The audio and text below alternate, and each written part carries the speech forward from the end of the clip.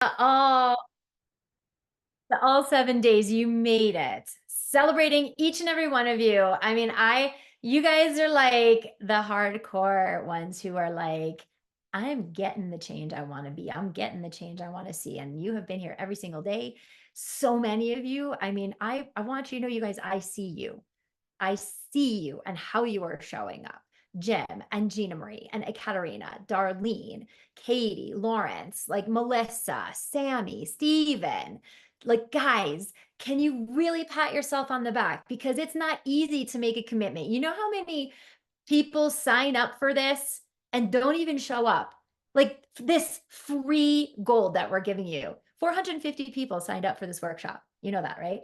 And like you've been seeing about like a core group of about 50 who are showing up each day. So really pat yourself on the back for being accountable to the results and the change that you want in your singing, in your journey.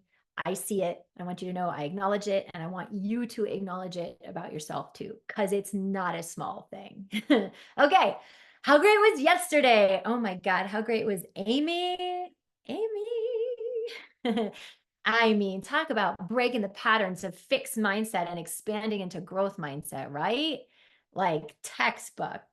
But she had help. She didn't do it on her own, right? She knew when she needed to ask for help. And that's another thing, is like knowing when you're done winging it on your own and asking for help. It's not easy. A lot of us think we should know these things. We should be able to do this by now. We've had all this training. We should do it. And it can be hard to be like, all right, guess I don't know what I don't know, you know? So celebrating Amy for being such a fantastic example and her vulnerability and being willing to share it with you guys. So celebrating Amy. Okay. So who had a breakthrough yesterday? Anybody? Anybody have a breakthrough yesterday? Noticing the ways in which fixed mindset has crept in and sabotaged you?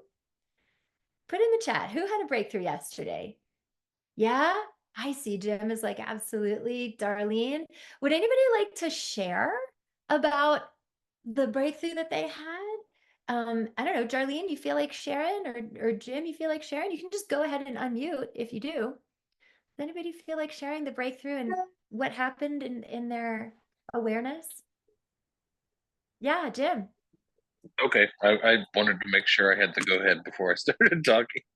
Yeah. So, I mean, I guess what I just kind of wanted to say is, throughout all of this, I've kind of been prepping myself for this moment and didn't know it. I've been in the kinds of therapy that deal with mindfulness, and I've been working on this. And what this has really brought to light is, why can't I use that with my narrative around my singing? And why can't I do these? You know what I mean? So all of the what ifs, and it's transitioning into other things in my life. What if I'm this guy that does that has nothing to do with singing, but maybe a better reaction to a situation, or whatever it is. And so really, I can't say that all week has been breakthrough after breakthrough after breakthrough. I don't know if I can isolate what specifically happened yesterday, but Love it. so yeah, Love so it. Thank anyway, you I for really sharing. like this.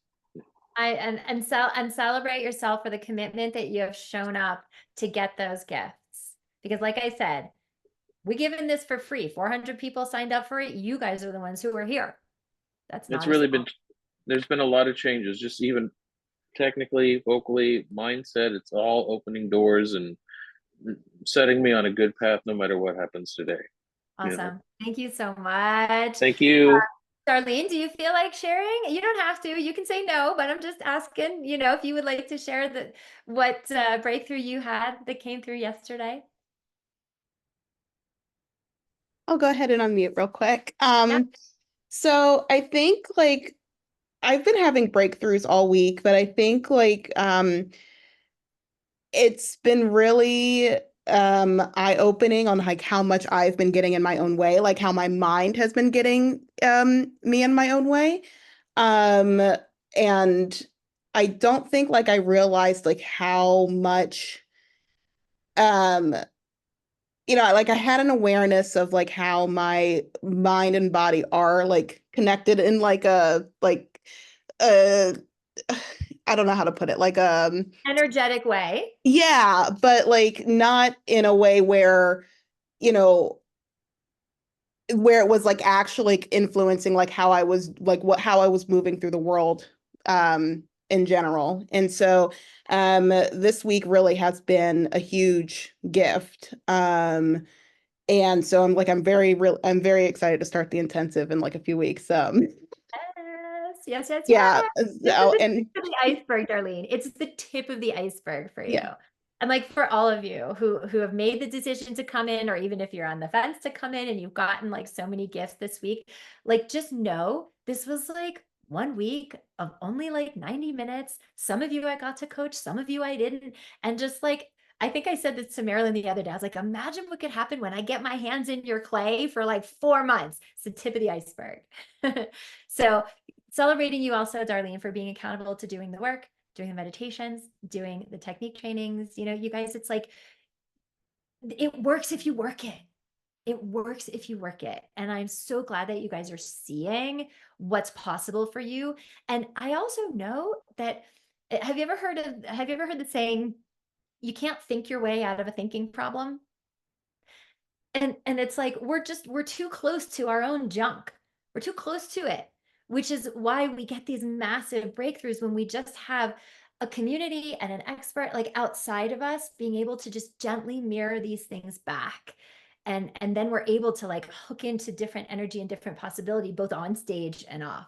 So I'm really glad you're seeing that, and I'm excited to work with you. So we're talking about breakthroughs, either from the week or even specifically from yesterday, noticing the ways in which fixed mindset had crept in and sabotaged you. I see Melissa has her hand up. Melissa. Hi, everybody. Hey. Hi. Hi. So I think the thing that's really just like getting me right now that I did not think was going to be possible from anywhere. I mean, and I feel reignited and hey,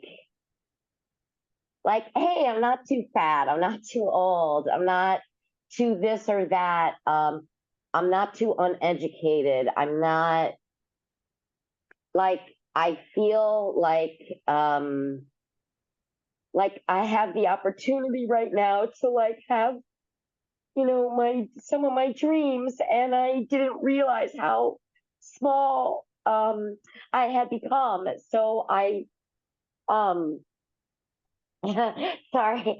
But like I didn't realize how contracted I had become, and how much I had let, you know, the monkey mind really rule the day. And I mean, holy moly, there's been a lot of things, a lot. Well, But and yeah, I just want to say that it's because well, number one, I totally agree when you said that regret is so costly. I can't begin to tell you that, like, how much more probably releasing I'm going to need to do to get rid of even more of it, you know. But I do really, really, really respect, you know, you and your team, because I didn't even know your background, honestly. I think I just looked it up the other day when someone asked me about it because I was talking about it. So they looked it up. They're like, oh, and then all of a sudden, like all this, what I guess I would call like Ivy League musical background stuff comes up. And, you know, like, I mean, okay, like seriously, whoosh. Like, wow, like, okay, like that's huge. It's not everything, but it's huge. And clearly being able to actually relax and give over authority to your excellence value and education that you're providing it's an unbelievable relief. I don't even know what to say other than that. It's incredible. and you're not the first person who said that to me, which is, you know, like the equivalent Ivy League, like conservatory. You know, you guys, I have very fancy conservatory degrees, and guess what? They did not teach this. They did not teach this. Ah, And I can't tell you how many singers have come to work in this program who have had a conservatory training, who have had undergraduate degrees, and a lot who haven't. But for those of you who have, and you feel even more like less than, because it's like, I should know this. I should have this. But in truth, you guys, traditional training has been failing singers for years now. And you, Melissa, and those of you in here, you are a product of a broken system. It is not your fault.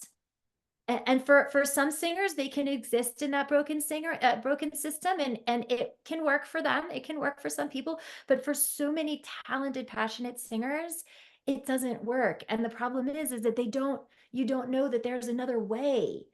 And you start to think it's your fault, that you're not good enough, that you're not talented enough, that you don't have what it takes. And then you quit. And then you end up with that regret, like you were talking about. And I mean, guys, this is why I'm out here like shouting from the rooftops every single day on Instagram, on you name it, to let you guys know, and doing free workshops to let you guys know that there is a different way to train that gets better results in a way that lasts long term and that empowers you to have what you want on the journey that you're on, whatever that is, whatever kind of music you sing. Like, as you can tell, like, this is not genre specific. Doesn't matter. Opera singer, pop singer, country singer, recording artist, whatever. You all think you're so different and you're all dealing with the same crap, you know? And I hope that whatever you guys decide to do with this, whether you want to work with us in the intensive or whether you feel empowered to go off and use this stuff on your own and sort of wing it on your own and do it, that you take away the understanding that, like, there's your part and then there's the part that's not your part. There's your part, which is like, okay, what are the decisions I'm making? Am I making decisions based on things that serve me? Or am I making decisions based on old conditioned beliefs, traumas, mindset, whatever? That's your part.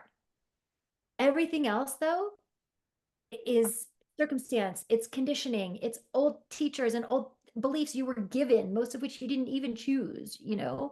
But now you have the awareness and you get to make a different decision. And then it's like, you make the decision that serves you best for the moment that you're in and for what you want. Whether that's going on more auditions, whether that's working with us in the program, whether that's starting to record again when you haven't, or, you know, that's what I want to empower you to do, is make better decisions based on awareness instead of all the things that trip you up and sabotage your sound, your best sound in the moment, and sabotage you from acting on your own behalf in ways that really get you what you want in the moment. So it's been an absolute pleasure. And Melissa, get on my call schedule. Why aren't you on my schedule? Book a call. I'll book a What did you say? I said I'll book a call. Get on my calendar. Get on my calendar. Okay. Awesome. Thank you for all of that. I see Gordon's hand is up. Gordon, did you want to share some breakthroughs?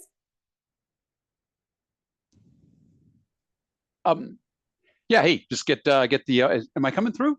Yeah, totally. Yeah, hey, it's just been really incredibly inspiring, and just the sense of possibility, and that not just in singing but in life, and that a lot of it, you know, shook a lot of kind of beliefs that I have. You know, singing has always been a kind of something you produce. You work hard and you're very nice. Just so you know, that's how you produce singing. And you know, and it's really been a very, you know, I've had a lot of thoughts, and you know, and just jotting them down, and you know, insights and excitement, and it's been very cool. It has been very cool. Thank you. Well, I'm really glad that you've been here. If you don't mind me asking, if you had to say, like, what was like one big breakthrough, big aha that you had, if you don't mind sharing with the group? Oh boy, I've had a lot. I mean, because it's almost like it was a lot of it is around that, you know, like no singing. I remember who was saying, you know, it's like, because what I have is a mental construct of singing, and What it has that's to sound like. Is that what you right. mean? Yeah, and like what it is, how it works, and it's actually all pretty much wrong. It's not free. Well, it's And just your perception. It's just what your mind has decided based on the old history of the career and what happened and what you were told and what you think, that creeps in and is like, okay, this is what it has to be. And then we ended up getting this idea. And that's every time we go to sing, we literally bring all the Michigas like with us into that moment. Sorry, guys, it's my Jewish grandma. I like the Yiddish, like whatever. We bring all the junk with us and into that moment. And that's what is attached to when you think sing. But when you guys just think siren, or you think talk on pitch, or you think vibrate, like there's many ways to go at it. Most of you end up doing better singing than what you did when you thought you were and told yourself to sing. So I love that. Take that with you. Like just continue to condition that. No singing allowed. Cool. Yes, absolutely. Thank you, Arden. Yeah, you're welcome. Okay, Marilyn, you have some an aha breakthrough that you want to share? There's so many. Okay, wait, you just had your camera on and I think you accidentally turned it off. I did accidentally do that. Thanks. Yeah. Well, I totally today realized, and maybe it was from the meditation as well, that I completely can sabotage myself. And especially when I get nervous about something, everything will turn the opposite. First of all, does anybody relate to that? Like when you're right up on the edge of like big change or something new or something, and then you like go into the self-sabotage. I get that. Yeah. Thank you for like owning that, first of all. Yeah. So that was huge. And I was able to, you know, after you worked with me, which I mentioned to you, that to really get to the deepest level of what has actually stopped me from doing what I need to complete the feeling of being the singer that is me, is authentic, and that's really an incredible thing, because this will once the awareness is there, it's so much easier to overcome it. So I'm devoted to that, to getting rid of it, and or just thinking of it as an old friend. Okay. However, It's something that you don't have to engage with anymore. It served you, it served a purpose, some remote part of your history and time, and it just doesn't serve you anymore. And you can thank that for what it served in your family of origin or wherever it came from. But it's like, this moment is this moment. It's just what you needed to do to survive in that old environment that created those things, they don't exist in this moment anymore. And now you get it. And I'm so I'm thrilled to be involved with the intensive, and I am. It's like there's a part of me that feels dead inside almost, because I maybe I just can't admit to the idea that everything will be different, that I really will succeed at this, because habitually there's always been a fallback and inability to continuously grow leaps. I mean, I've grown, there's no question about it, but it's been little pieces here and there. I've never felt that completeness. So I'm kind of betwixt and between here, but it's incredible. It's just incredible, and you're amazing, incredible. And as I told you earlier, I want to grow up and be like you. So. Here's what I'm going to give you. And this is not just for Marilyn. This is for all of you, right? When we start to see what's possible. And so the awareness goes to that place of like, oh, I see what's possible. And then the inner critic mind comes in, just like you were saying, and starts to go back into that fear of, but will I be able to do it? Will I be able to get the outcome that I want? Will I be able to, like you said, grow leaps and bounds, right? And that's all just the inner critic wants to attach to that outcome because it doesn't want you to fail. It doesn't want you to have to live in that pain of like not enoughness and all of that, right? But that's all what we call future tripping. It's just attaching to an outcome. But that outcome, that's not right now. Like that's not in the present moment, right? And so what I tell everyone when they're first starting this work, whether you're starting it with us in the intensive program or whether you're going to go off and use these tools on your own, is to be in the footwork and let go of the outcome. Be in the footwork and let go of the outcome. So that what that means is it doesn't mean that you let go of the ultimate vision that you eventually have to be able to own your voice and be powerful. But what it does is we're letting go of our attachment to that, of how it needs to happen, when it has to happen, and what it has to look like.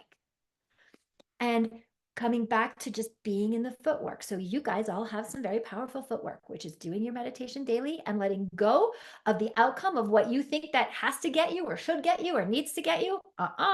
Come back. You're just in the footwork. When you have your daily practice of your technique exercises and things, it's like I'm in the moment with my body, and my mind goes uptight. My dog just sneezed. Being in the moment with your body and your technique practice and your witness and your noticing, and letting go of whatever you think it has to sound like, to speak to what Gordon was talking about, whatever you think the result is, right? That's all, it's in the future, it's future tripping. And when we are attached to that outcome and the way it has to happen, what it has to look like, when it has to happen, how it has to happen, then what we end up doing is we're not in the moment with the present, with the body and the mind anymore. And we're now being run by the fear and the inner critic. And we start to make, force, do, push, manipulate to try to control that outcome that we think we have to have that way and that time and that place and whatever we're conceiving of it. And then the body is not open to receiving and open to embodying, I guess, the efficiency of all the technique and all the everything that you're learning. That's the sabotage that happens in the moment. So it's an idea just to give you to marinate on, which is be in the footwork and let go of the outcome for each and every one of you. And it's simple, but it's not easy. But like, if you're working with us in the program, like, these are the kinds of things that we're here to support you towards. This is why you have your one-on-ones with your mindset coach. This is why we have mindset call once a week, because old habits die hard, guys. You know? And like I said, it's really hard to think your own way out of your own thinking problem. And so to be able to just, like you said, have somebody to just turn this over to, Marilyn, that is what we are here for to you. I ain't worried about you in the least. I'm thrilled to have you. Well, thank you. So we're sharing breakthroughs and wins, and we'll do that for maybe another 10 minutes. So let's do like a lightning round of breakthrough and wins. We're going to go straight to Tyvy's next, then Katerina, and then Gina, and then Brenna. All right, Tyvy. You're muted. Oh, I'm unmuted now. Okay, great. So something that kind of just struck me last night was I realized, for zillions of reasons, I have a very incredibly brilliant, complex way of controlling things with my mind and setting things for us and blah, blah, blah, blah, blah. And for some reason, it really struck me last night when I was thinking about, okay, well, why do I want to do this course? And I was kind of sitting there rationalizing, no. After I realized I want to be in the present moment, and I want to just release to be in the flow. And that there's something about what I've sensed here this week from you, Arden, and from everybody. It's like, there's something about being here. It's to let my life out and to leave for my life to lead me, not the other way around. And I've been looking for that. Yeah. Thank Powerful. you. Somebody once said to me, there, sorry, I heard a weird echo for a second. Somebody once said to me, if you don't shine your light, how's anybody going to find you? Yeah. I was like, oh, okay then. So what do I need to do to get out of my own way to just let that happen? Because it's all energy, guys. We all have that. It's all there. We just block it, like we were talking about yesterday. So I love this image of the light and that yes. And I'm excited to work with you.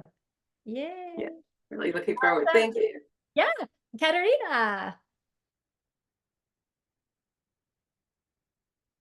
Hey, Hey, how you doing? I hope you can hear me now. Yeah, Yeah. thank you. Yeah, like for most of the guys who were talking before me, probably the mental shift, I don't know if it's proper English. Mindset shift is something that really blew me away this week. And as I told you during our one-on-one discovery call, I came for the training on the technique, and I was very skeptical about all the mindsets, blah, blah, as I told myself, because I've been in psychotherapy for more than 10 years. I've been in coaching, business coaching. My husband is a coach. Half of my friends are either psychotherapists or coaches. So it's like all these kind of psychological barriers. I'm not new to this. I'm like, what else can I find out about like my barriers, my limiting beliefs? Somehow, weirdly enough, I never applied this to music. And this is a completely different story when you try to apply this to music and my mind-body connection. I feel like an idiot who never thought of this obvious, like, of course, that would totally like make total sense in the way how it stops you and your body from like being your best aid in sounding great, in sounding how you should be if you have all those voices in your head. So I actually, I didn't even notice honestly how far my mental evolution went through this week. When I first stumbled upon your video, Arden, I was thinking about like my objective is to get ready for the Jesus Christ Superstar audition in November. That's what I'm here about. This is what I want to focus on. And I found out myself today, thinking about how my real musical career could look like. How I'm a freelancer. I do something completely far away from music, like nothing related to music, business development, marketing stuff. And I really started letting in this idea that maybe I can be marketeer / musician. I don't know, marketeer by day, singer by night. I don't know. Like this all started, coming to me like, maybe that's possible. Maybe that's not stupid. Maybe I'm not too old for this shit, Another thing that was, and by the way, I wrote in the chat that suddenly I just received 15 minutes before this call, I received a message from a friend of mine who's a professional singer who said, we're looking for a vocalist for my band. Would you consider this? I would like, where is it coming from? Really? Like, I think when you're ready, the kind of universe starts sending you opportunities, or maybe it always keeps sending you opportunities. You just do not notice it when you are like in your blindfolds, when you filled with your limiting beliefs. So I feel very interested and excited about all the new things that I think are coming my way. And one last thing I wanted to mention, I was also very, touched to see that many speakers that came during these days, how non-conformist they were in many ways. People of unusual age were singing, unusual, gender expression, unusual, ethnicity or look, and they were also authentic. And even though, because some of them mentioned that they have all these limiting beliefs, like I don't belong here, this is what they heard others tell them, or they heard inside their head, and how they actually found their place and how authentic they were. That was incredibly inspiring. I felt like I want to be a part of the tribe of people who felt they do not belong somewhere, but actually they make themselves belong and they actually find their uniqueness. I'm not sure, like I'm a bit like emotional about this. Maybe my English doesn't really.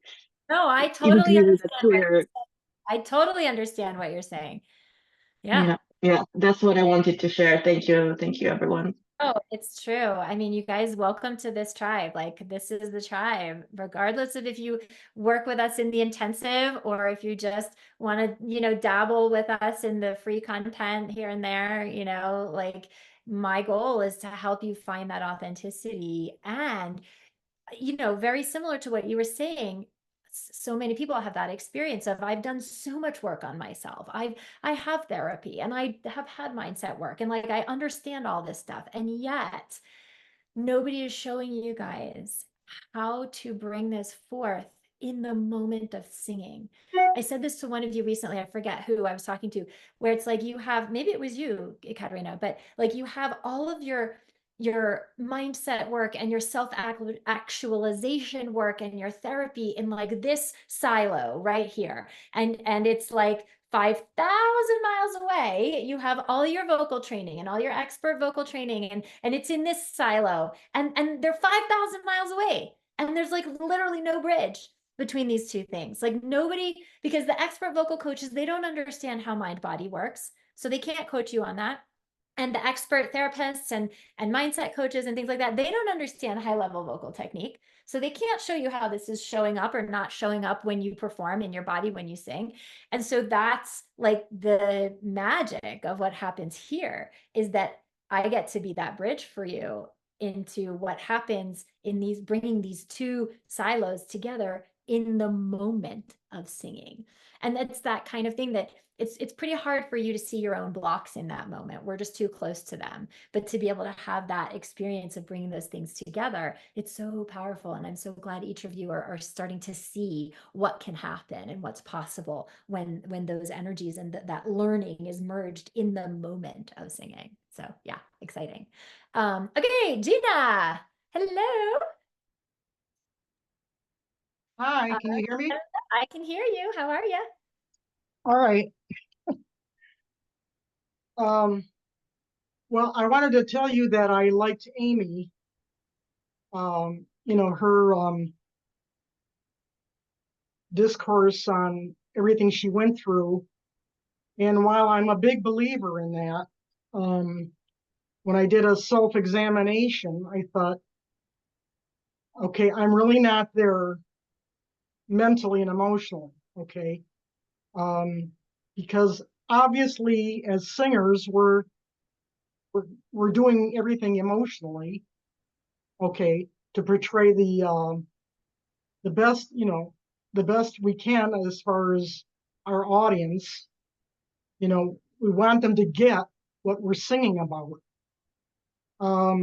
Anyway, I just didn't feel myself ready. And when you were days ago, when you were talking about about technique and using the lower muscles, etc., for helping the help me out, please. The support, yeah, the support. Diaphragm. I just had it the other night. I was at the open jam at this bar that I frequent, and they I was caught again in not doing what I preferred, but more about what everybody else does, which was, it's mostly classic rock. And I'm a jazz singer. Okay, so that does a number on me. Even though I vocalized and I was, really there, I had everything going, I thought, for myself, for the song I wanted to do, but I just didn't think that the people present were going to back me up with what I really wanted to do. So I caved in again, and like I said, I did things that were more popular, that they were familiar with, and that really does a number on my my throat. I really shouldn't be doing that. And I appreciate when you were saying, oh, everything you're showing goes for all genres. I've never really seen that happen for myself, except for exceptions. Okay, once in a while. For a second, can I speak to that for a second? Sure. Okay. So, and thank you for sharing that, because I think that that's an experience that other people have had for sure. And here's what I'm going to say. So let me ask you a question. When you sing jazz, do you feel that the issues in your throat that you feel when you sing the classic rock, or not? Usually not. Okay. So there's two things that I have to say here, which I think will give you some clarity.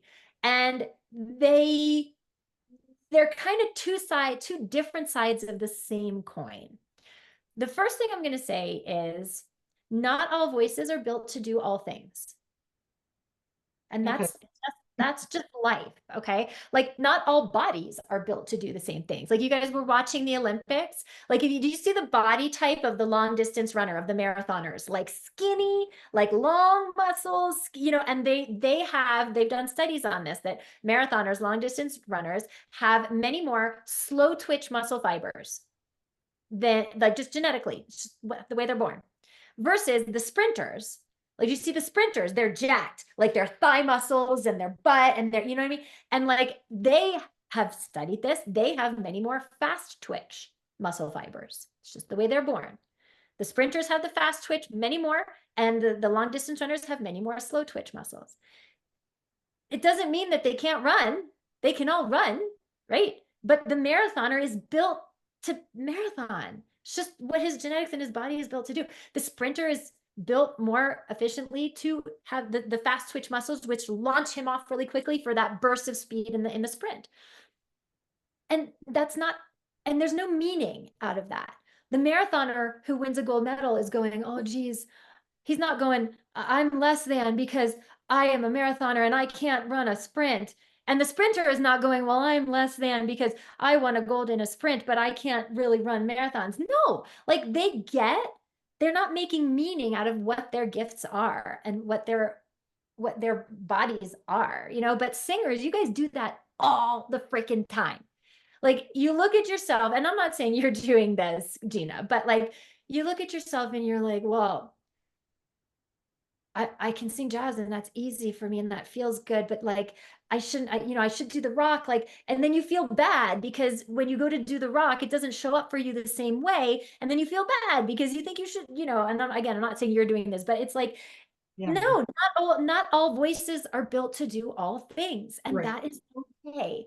It's us that we make meaning out of it, that we feel bad, and then we push and we try to get ourselves in these situations and it doesn't work out, and then we feel even worse about ourselves, right? So I mean, and again, it doesn't mean that you can't sing different kinds of music. Like I made a career singing all different kinds of music, and at the end of the day, like still, even though like my voice has been inside a Barbie doll singing pop music, like at the end of the day, opera is what loves my voice the most.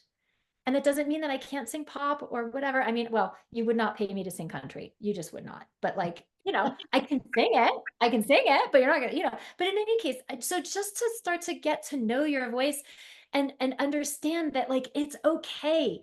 Not all voices are built to do all things. So that's the one side of the coin. Okay. The other side of the coin is that healthy technique is healthy technique is healthy technique. And it doesn't matter if you're singing jazz or hard rock or country or musical theater or opera, the foundations of that technique are 95% the same. And when I say the foundations, I mean everything that you learned about as far as anchor and sail goes this week. It doesn't matter what genre you sing. If you're going to be able to do that without getting hoarse, vocally tired, fatigued, all of that stuff, experiencing what you're experiencing, that foundation will serve you no matter what. So what it tells you, it gives you a little data, Gina, that you know how to align your body and use those things when you sing jazz, because you're not getting, the feeling of fatigue and here. But when you go to sing classic rock, something comes in, and I'm guessing because you said like, well, it's a bit of people pleasing, like everybody's doing this thing and I want to fit in and I want to do this and I don't want to, feel weird or bad because I'm asking them to do something else. And so you're giving your power away when you most need it and saying yes to something that you probably should say no to. And so then what happens is you get in that mix and now your body's like, well, I got to prove it. I got to do it. And now you start forcing and pushing and manipulating, and all that technique that otherwise shows up for you in the jazz goes out the window, which is why you're getting hoarse when you sing the classic rock, Right. and you don't have the jazz. So you have a choice. You can either not worry about doing the classic rock and show up to an event like that and own what is special about your voice and be like, hey boys, we're going to do some jazz, and give them your lead sheet and stand in ownership of what you want and what you love in that moment. And they have a choice in it. They can say yes or no, but at least you're advocating for what you feel is good. So that's one choice. The other choice is to say, I want to be able to sing the classic rock. And I want my technique to show up for me the same way. And so I'm going to start to examine what is different about my mind-body connection. What are the thoughts? What's going on? Like the mindset work, because it's truly just the mindset work. If your body knows how to show up to the jazz, it can show up to this too. Sure. And getting under the hood and understanding, well, how am I using my support differently? Well, if I want the classic rock to feel the same, then I'm going to use my body in the same way and start to get clarity. I couldn't even do it. I was concentrating all the time while I was singing. I couldn't use the lower muscles. Okay. Much But as I tried, I get it. it wasn't coming through for me. I get it. And this is common, but it's not that your body can't do it. It's that there's a meaning, there's a circumstance, there's stuff going on that's breaking that connection. Because if you can feel that and you can do it in one circumstance, physiologically speaking, your body can do it in the other. And if it's not, then it's a mindset thing that we need to work through. So get on my schedule, come into the program. All right. So 2 more. Thank you for that, Gina. Thank you. So we're just talking about big breakthroughs, either from the week or from yesterday. If you're just joining us, noticing the ways in which maybe fixed mindset and growth mindset, we're kind of sabotaging each other, or any other big breakthrough from the week. And this is it. If you have your hand up now, we're going to get to you. Otherwise, we need to move on, or else we'll just be doing wins and celebrations, which I love. We could do that all day. But so we have Brenna and then Becca on deck, and then Mila, and then we're going to get into the Q&A more that we need to do today. Okay. Brenna. So it's Bryna, it's Hebrew. Bryna. Thank you for correcting me. So my background is I've been singing since high school. I'm more of a folk singer, ballad singer. I try to put a few things on Facebook, Instagram when I feel like that it's really good. But all my life I've been getting like a wreck before performances, and I know I have a decent voice. It's folksy. I take lessons. Okay, wait, can I reflect something back to you? Go ahead. Okay. So did you guys pick up on what Bryna said? I don't have a decent voice. No, I said I did. Oh, you said you do. Yeah. For some reason, what came through was I don't. Oh no, okay. I know I have a decent voice. It's pretty solid. It's pretty solid when I perfect something. Okay, because I was going to say to you, like, no, what? I didn't say that. But I'll beat myself up on one note because I like to record it and it doesn't get perfect, and then I have to do the whole goddamn song over again. And I also have a musical background, really. Like I was a piano major at Ithaca initially in college, and I also went to Juilliard. I have to throw that in. My mother played beautiful Chopin, et cetera, et cetera. I have a lesson tomorrow. I took a number of years ago, but I decided, being older, I'd still like to keep up with music, and it motivates me to learn new things. So I restarted with a young girl who's like half my age, and she's really good, I have to say. But I'm not saying, I'm sort of in a different venue than what I've heard. But when I was practicing today, I kind of, to give you kudos or whatever the word is, I was singing a love song, put my wedding picture. And it did kind of, I thought of this before, like I would put my teacher's picture there if I was like at a organization that I sang for, because I always sang at retirement dinners. I would make up funny lyrics, or change the words or make up my own songs. But PS is that 2 things I think I was, impressed by, or maybe take away, sort of like, I don't know about meditation for me, but I did think of seriously the mental, like, thinking about my husband and me on like a wedding picture.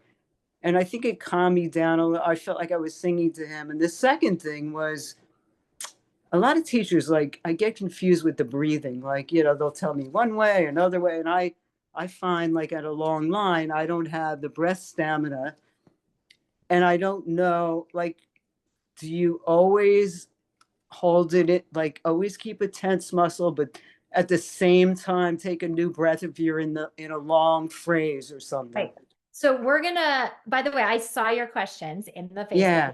where I'm going to 'Cause I address might have it to leave. today. My husband eats at 5 on the dot. So Okay, I'm going to address this for you today. And go if ahead. it's before or after you have to pop off, you can watch Can it I- in the. I But you're can? not the only one who had that question, so we're absolutely going to get Confused. Like 10 different people tell me a different way. I like to, and I think the breathing helped a little bit with me, with you telling me to kind of ground, like a grounded kind of breath. Yeah. Like it gave me a little better support. Good, I'm glad. And so, No. yes, you were not the only person. Several people had a very similar question, so we're Yeah. going to get that today. All right, So great. figure out Thank as you. much as we can. Okay, Becca, Thanks. and then Mila on deck, and then we're going to get into the Q&A. Hello. Hey, how'd your show go last night? It was so wonderful. I'm a little bit sniffly. I told Arden today I was going to do a call, and I was like, I texted her like it was my time, 4 a.m. I was like, I'm going to be asleep when you try to call me because I haven't slept and I'm really sick. Okay, bye. So But anyway. I'm glad you're here celebrating you. But I posted on the Facebook if you guys want to see. I had someone film me from the backstage, my closing night, and it was so fun. And I wrote a little blurb on there, so if you've seen that already, you might hear a bit of the same thing. But I'm really excited about how things went, and you guys were talking about the universe and God and all of that this week, and things have aligned for me so much in just the most crazy way. I feel like I've been going through a really transformative phase of my life. I've dealt with Arden aptly diagnosed my anxiety problem, and and it's been really huge for me in my life. And I feel like it's been I've hit so many walls, like trying to get into programs and different things, going through traditional school methods, and I've really worked hard and done a lot, and I've done a lot of training, but anytime I hit these auditions, I would just self-sabotage so bad, and it was really hard for me and devastating for me. And there was like a period, it's been almost I think 4 years.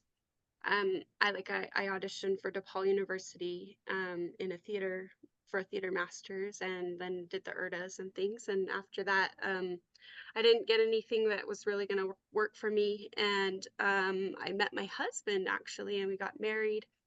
But at that point, I just stopped singing, and I couldn't engage with it anymore. And I was doing a lot of psychotherapy, and I was doing a lot of things. Then I learned all the logical stuff about, trauma and all these things, and I could not figure out how to connect those two. And I'd get assignments from my therapists all the time. They'd be like, you need to sing, Becca, you need to do this, like you need to. And I would try, and I just could not engage. And I had a baby, and she's the cutest. And after that, after postpartum for a bit, I was like, I think I'm ready to start auditioning again. So I started auditioning, but I kept hitting those same walls, and it was really hard for me and really discouraging. And I got into this show that I just finished. And this was the first show that I've done in 4 years. And but it's been so cool to see the techniques that you have given me. And I've been practicing them and using them and like engaging with them in these like very nerve-wracking situations for me. And they've been working, and they've been helping, and I've been I've been re-engaging with this thing that I lost that I loved. And it's been so healing and so wonderful. And it's just bringing so much more joy back into my life. And I'm really excited about the opportunity that I have to continue using these things and seeing them, these skills be, growing in my life. Yeah. So. Well, it's been my pleasure for not just Becca, for all of you. And, this is, like I said to Marilyn, like, this is the tip of the iceberg, Becca. Like, you had some like great, like cool celebration moments over the course of this week, but this is like this much of what in that potential that you've just tapped into. It's like you guys like like a big plaster wall, and you like crack the initial plaster, and there's like that little beam of light that comes through, but like the amount that can come through when like the rest of the plaster like comes Yeah, like Melissa was saying, I've got a lot to unpack, but I'm really excited about that. Yeah, and also think like, think about your daughter. How old is your daughter? She's 2 now. Okay, so I have an 11-year-old, and like, suffice it to say, like, this apple has not fallen far from the tree at all. She like wants to sing all the time, and she was like Matilda in their Matilda the musical, and like, Yeah. but like what I have constantly noticed, and what I'm gonna give back to you, which is like, how is her life? How does her life change when her mom is actually living, doing what she loves as the highest and best version of herself? What does that model for her? Well, how to live a fulfilling life and how to find joy in what you love. Yeah. Because like, I don't know about you guys, like my daughter, she didn't listen to a damn thing I say, but boy, does she watch what I do. Boy, does she watch what I do. And I can tell her until I'm blue in the face, you know, don't give up. If you have a dream, go after it, do what you love. But if all I'm doing is sitting on my ass and not fighting for my dreams, that's what's being modeled for her. That's what she sees. And so you being able to step into this and do it in the most successful, most powerful way, and her seeing you, not the results of it, but her seeing you fight for what you want and do the hard things, get resourceful with your time, your money, your energy. Like, that is what changes our children's lives. When they see us fall down and get back up and fight for what we want, you know? So celebrating you for being that model for her too. Yeah. Awesome. Thank you, Arden. Okay, good. So if you were just joining us, we just have time for one more. So I'm going to go to Mila. Joe, put your celebration in the chat though, so we can all see it. Okay, Mila. I'm not sure if I can get my video to. Okay, you can do it on audio. Well, now you stopped your audio. You were unmuted. Oh, there. Am I good now? Yeah, Can you hear me? Okay. Okay. So anyway, I wanted to thank you so much. I don't know if I will ever try to do this professionally, but sang in my choir as a kiddo, the back of the church at a Catholic church, came down to Texas and have been singing in choir for quite a few years. And it terrified me to be in front of people initially. And ended up singing more and was invited when my worship leader left to another church. She actually has been invited me to sing there with their choir. So I actually sing with my own and hers as well. And she had asked me several times to sing solos, which I said absolutely not. And so basically you have given me the courage. I actually did your the free training several months ago as well when you did it. And I did do a solo part, and I was so scared even the thought of doing it beforehand, but the timing of it was so perfect to where just the breathing and the in the moment, and you know, those meditations and things like that, all those little bits and pieces just kind of fell into place to where I was doing what I was supposed to do at the time, and you know, did my best, and I still haven't listened to it, but you know, I've been told it was good. So I just want to tell you thank you, that you know, I mean, my love is Lord, and it was able to come out. Right. So that's so wonderful. And just really celebrate yourself for doing the footwork and going beyond your comfort zone to give yourself an experience that you wouldn't have otherwise had. And now you can do it again and do it again and recognize that like it's safe and it gets easier and easier every time, you know? So good on you, Mila. Thank you for sharing that. Okay, guys.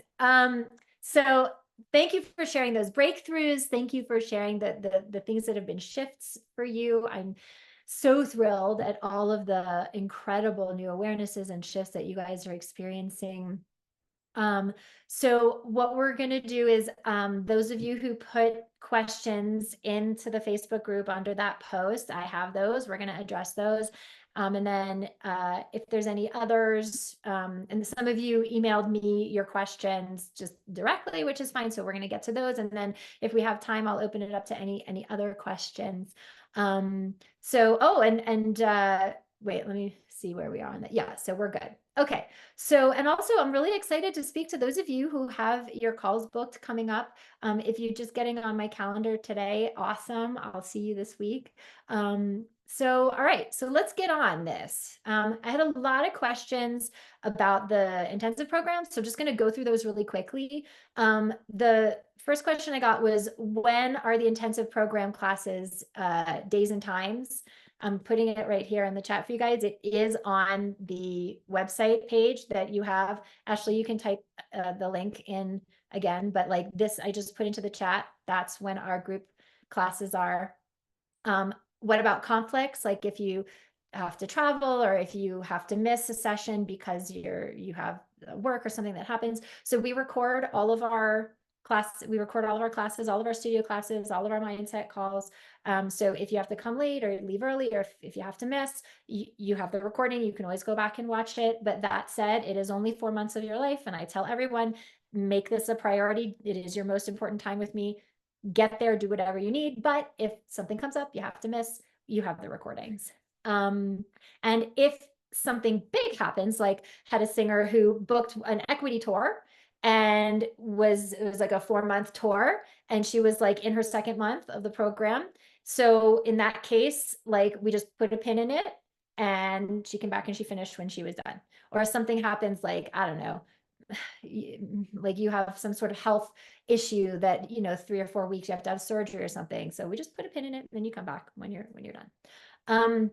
The other question a few of you asked me is, can I pay as I go? Yes, we have the 4 payment option, which is the program is 4 months. So 1 payment a month for $18.97. So you can do that. And then we give an extra discount to those who want to do a pay in full. So we take an extra $1,000 off the total if you do the pay in full is $7K. Or what usually people do is 4 payments of $18.97. So yes, you can pay as you go. How big are the groups? And do I take time during each group call for every person?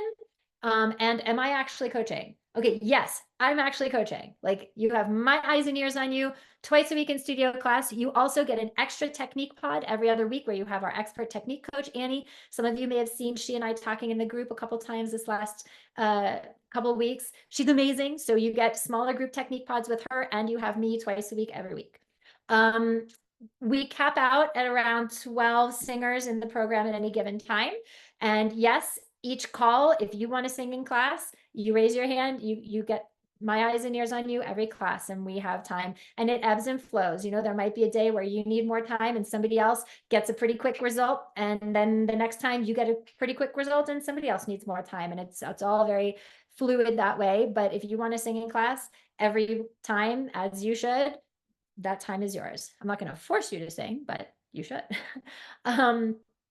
Okay, this one I got a few questions of this. Can I work with you privately in one-on-one voice lessons? No, I don't, for 2 reasons. The first is purely practical. I just don't have the bandwidth or the time to work with singers outside of our programs. But mainly it's because that doesn't get the results that the program does, and you'd spend more money. And I have coached like that, old-fashioned one-on-one, hour lesson once a week, and it just doesn't get the same results that the program does, for all the reasons you guys are now understanding. That you learn faster in the group because you're not just getting my individual coaching with you, but you're getting my individual coaching with everybody else in there. So you're getting answers to questions you didn't know you had, and you're getting breakthroughs on things that you didn't even realize were issues and never would have even come up in one-on-one coaching. So it's a huge reason why the results are better in a shorter period of time. And also the holistic nature of this. In a one-on-one lesson once a week, you're not getting the mindset support. You're not getting the thought exercises. It's like all of that stuff that 360 like really creates this transformation. And so I want to do what serves you guys. And most of you have spent more money on one-on-one lessons, especially if you're working with an expert. If you're in a major city like in New York or Los Angeles, if you're really with an expert, you're looking at $300 to $400 an hour.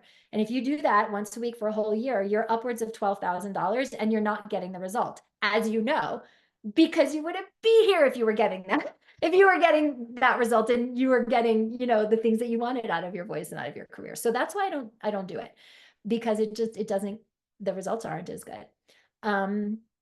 Okay, let's see. what happens if we, somebody asked, what happens if we join the program and we change our mind? Good question. So at any time within the first 2 weeks of the program, if you're like, you know what, this isn't for me, then we prorate you, we refund you for the rest. I don't want anybody in the tribe who doesn't want to be here, because as you can see, the community is a big part of this. And I don't want anybody here who doesn't want to be here, because it brings down the whole group. So if any time in the first 2 weeks, you're like, this isn't for me, then we prorate you and we refund the rest. Now, after 2 weeks, you've been with us, you've been to 6 group classes, you've had one-on-ones with your mindset coach, you've been in the modules, you've got the trainings, you've done, you know what we're about. At that point, after 2 weeks, we're in, no more refund. But within the first 2 weeks, that's, you literally have nothing to lose. Now, that said, that's not an invitation to like come in and like, be a fly on the wall and just dip your pinky toe into the water and not really participate. No, that doesn't work, because you're not going to get the result. But if you come in, you play full out, you give 110%. And if it's still not for you, that's okay. Like, we prorate and we refund. Will it, oh, this one. Okay. This is a question a couple of you either asked me on email or in the group. Will it work for me? Can you guarantee results? No, I cannot guarantee results. Can I guarantee that the program works? Absolutely, because I see it working every single day with all the singers who are in it. But I don't know you. Like, I know the program works, but I don't know you. Are you going to show up? Are you going to play full out? Are you going to give 110%? When you do, then yeah, it works. But it's a co-creation between me, my team, what we're here to do with you, and what you're bringing to the table. And so, will it work for you? I don't know. Only you know you. Only you know how you're going to show up. So can I guarantee results? No. But what I can guarantee is that if you show up that way, that you will get results. And what I can also guarantee is that if you do nothing, you will stay where you are. I think most of us, we get a little insecure, and we want to know, we want certainty. We want to know that outcome, that if we invest our time and our energy and our money, that we're going to get an absolute guarantee. But like, you guys know me enough to know now that like, it's all a mindset game, and yeah, we want certainty, but there is no certainty in life. Like, what's the Shakespeare quote? There's no certainty in life except death and taxes, right? So while I totally appreciate that some of you really want that certainty before you invest in yourself, you end up holding yourself back because you want that guarantee, which nobody can give you. Nobody can give you. Now, there's one guarantee I can give you, which is that if you do nothing, nothing will change. That I can absolutely guarantee you. So I think, at the end of the day, it's just being like, am I willing to settle for the way things have always been? And if I'm not, am I willing to go beyond my comfort zone to get what I want? Because everything that we want is just on the other side of our comfort zone. And when you have the best possible team who is rooting for you, who is supporting you, who is helping you to see what's getting in your way and helping you to avoid walking into those potholes again and again and again, then you will get better results than you ever have before. But it starts with you. It starts with you deciding to change, and it starts with you showing up 100%. And when you do that, then yes, you will get results. So that's my little soapbox about that. Okay. Those were the questions we had about the program. So technique questions. Okay, so we had a couple different versions of this question. So Margareta asked if I could talk more about Apoggio. Like, what's happening inside your body? How does it feel when you're doing it right? She says, I understand it's not static, but it's consistent. She's like, I need more pictures. It's easy just to think, keep your waist out. So that's exactly what I don't want you to think. Keep your waist out, okay? Because if somebody thinks keep their waist out, what are they going to do? They're going to do this. Ooh, ooh. Like, and that is not Apoggio, okay? So I just also want to address Bryna's question, because it also kind of dovetails with this. Bryna's asking, do you hold your breath to maintain the diaphragm support throughout a long phrase, but still take new breaths while maintaining that diaphragm support at the same time? Or do you let the air out and take new breaths at a logical spot? Okay, so these things kind of have to do with each other. So first of all, to speak to what Bryna was saying, and then to kind of dovetail into Margareta's question, there's an order of operations here, you guys, okay? So the order of operations is release, receive, engage, phonate. So that's just like breaking things down. And Melissa, that's for you too, because you asked about like breaking things down into smaller parts, right? And so like release, somebody put that in the chat. Release, receive, engage, phonate. Release, that's the inhale. When it comes to these muscles, Bryna, you have to release these muscles when you breathe.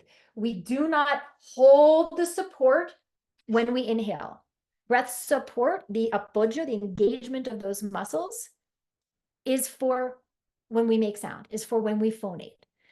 It's supporting the sound that we want. It's supporting the diaphragm to do what it needs to do to make the sound that we want.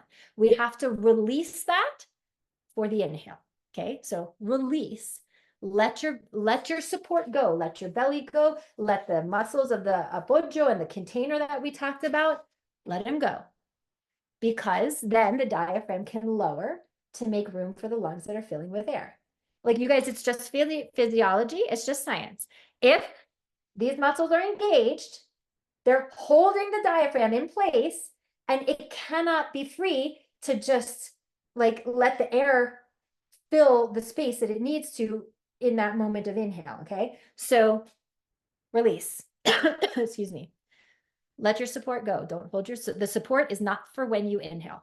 Okay, release to receive the air, as opposed to take the breath, which is just going to now contract you out of that release. No, release to receive the air, then engage. So then find your apoyo, find that gentle flex. And Margaretta, I'll give you a couple more images for that in a second. So release, receive, engage, then phonate. So that's what we were talking about earlier in the week when I forget who I was coaching, about engage before you phonate. Feel that impulse, that flex before you make sound. Release, receive, engage, phonate. So what that looks like, if I do it in my body, so if I stand up a little bit more, I kind of hold my shirt here so you can kind of see. Okay, so this is me releasing to receive. Now, do you see how I engaged? That's my engagement. I haven't sung yet. I'm talking to you, but I engaged all these muscles. So I'm going to do it again. Pay attention to when you see me engage versus when you see me phonate. You will hear me phonate after you see me engage. So watch for the order of operations. Okay. Release, receive, engage, phonate.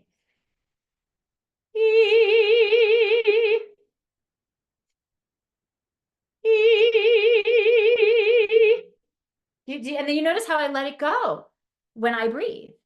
I don't keep, what I don't do is this. Like, I got to let this go, because if I don't, there's nowhere for the breath to go and it gets all up here. Okay. So I hope that that kind of clarifies a little bit for you, Bryna, about the idea of like, even if it's a long phrase, when it's time to breathe, and you decide where your breaths go.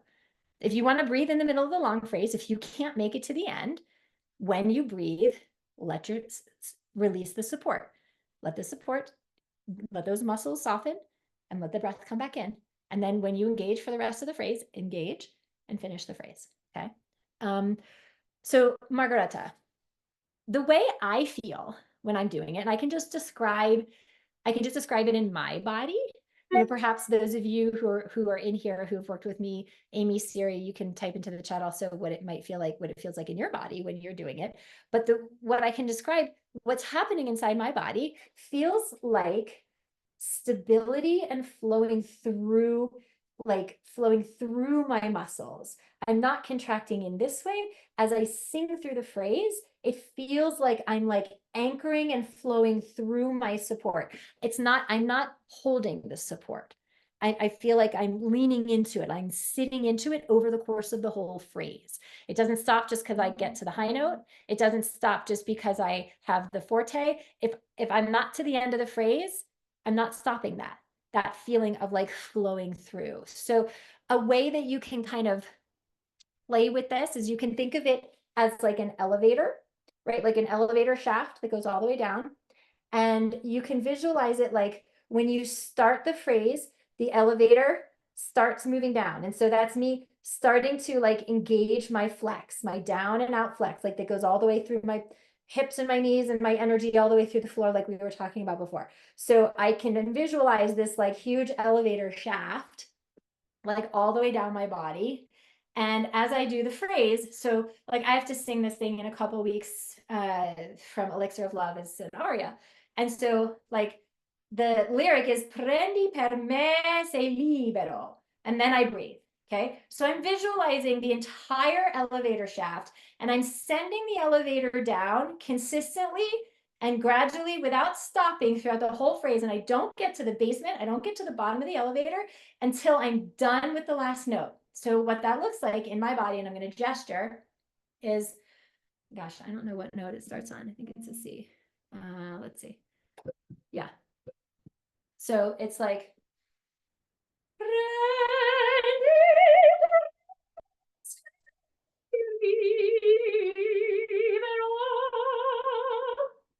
like, did you notice how even though I'd gotten to the last note, as I was holding it, I was still moving the metaphorical elevator down. What most of you do is you do this.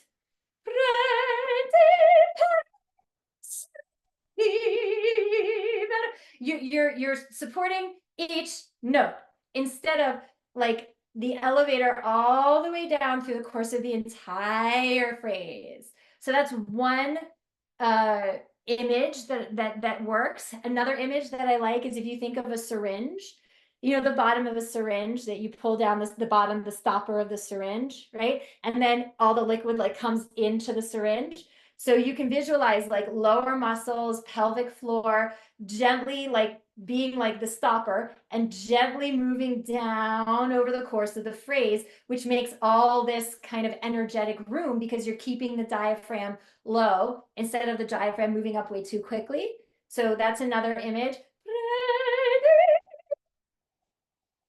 But the point is that you don't get to the bottom of the elevator or you don't get to the maximum pull out of your stopper of the syringe until you're done with that phrase.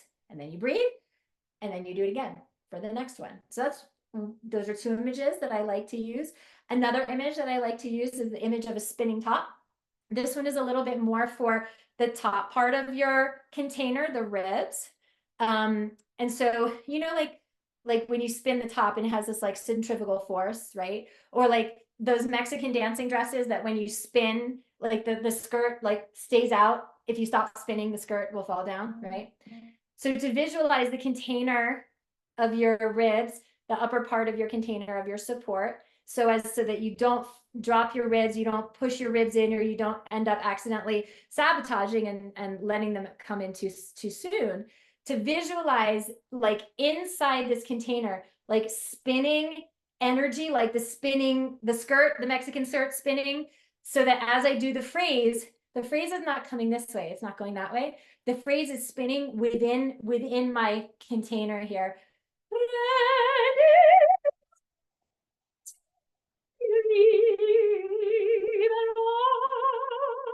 So I'm visualizing this like spin here that keeps me kind of moving this way. So you have to just kind of find what works for you in your body. Like for the singers who are in the intensive, I mean, Siri can tell and Amy can tell, I give you like so many images until we find the one that works for you, right? And you do, and you will find one. Yeah. So you know, I wish I could give you something like a little bit more just to tell you what like works for me. But the one thing I don't want you to do is to think that you need to think about your waist pushing out, because it's not about your waist and it's not about pushing out.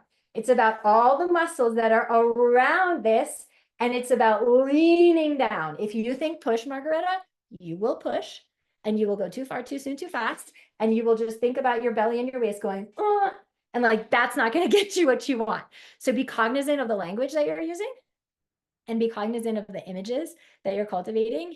And, you know, it's hard because you're not the expert, you don't know. And so it's hard to know if what you're telling yourself is right. I mean, that's what we're here for, right? That's what training with us is all about. But try those images that I gave you. They work for me. Doesn't mean it's going to work for you, but they might. Try and see if it makes a difference in your body when you sing. Okay, let's see. Melissa, do you physically actually bear down the whole time that you're leaning into the breath? What is the sequence of the moves of the anatomy of the body? Okay, so we answered the second part, Melissa.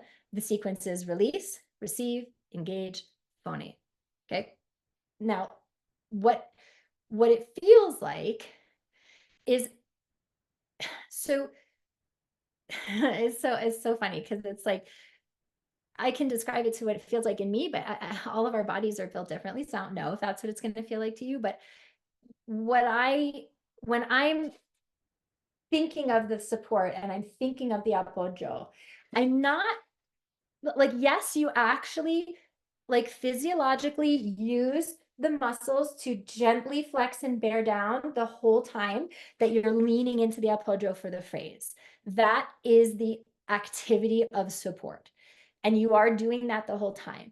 But what's important is the consistency of that flex the whole time, not the force of it.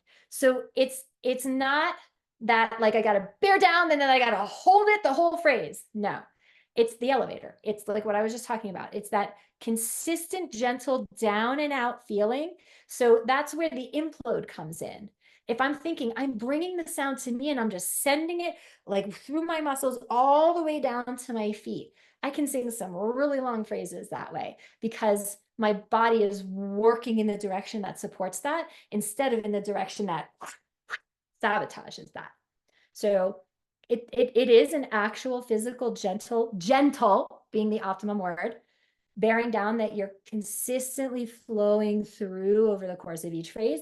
And then you let go at the end of that phrase, you release, the breath comes in, you engage again, and then you phonate in exactly the same way every phrase. So I hope that helps. Let's see. Oh, Jen is saying, so you're not pressing more and more into the pelvic floor. So the longer I go in a phrase, like if I have a really long phrase, like let's say I have an 8-bar phrase and I'm slow, like let's say we're at like 90 BPM or something, you know, in order that I get there, I will be bearing down more on my pelvic floor the closer I get to the end of that phrase to be able to get through without losing my air. But that only happens when I'm like in a super long phrase at the very, very end. The other time I would be, and it's not about pressing harder, it's about sending deeper. Because if you think press harder, you're gonna whack, you're gonna go too far. It's about leaning deeper. So the other time that I would be leaning deeper is if I'm in high belt, high chest voice, or if I have a large interval going up into the high part of my voice more towards the end of the phrase. So it's like, if you guys think of like what a crescendo looks like, you know, the crescendo is like the hairpin, you know, like this. I'm crescendoing gently deeper and deeper and lower, but not harder and harder. You guys get that distinction? Like the longer I go in the phrase and the higher that I go in my register. Okay, let's see.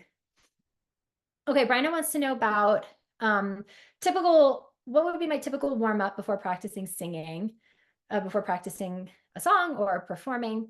How long? Does it depend on the type of singing, country, pop, opera? Okay, good question. So that you warm up, you guys, doesn't matter. How you warm up matters. The purpose of the warm-up is not to warm up your voice. The purpose of the warm-up is to warm up your efficient technique. Okay, so what most singers don't get is they think that the purpose of the warm-up is to just get into their range and blaze into their range and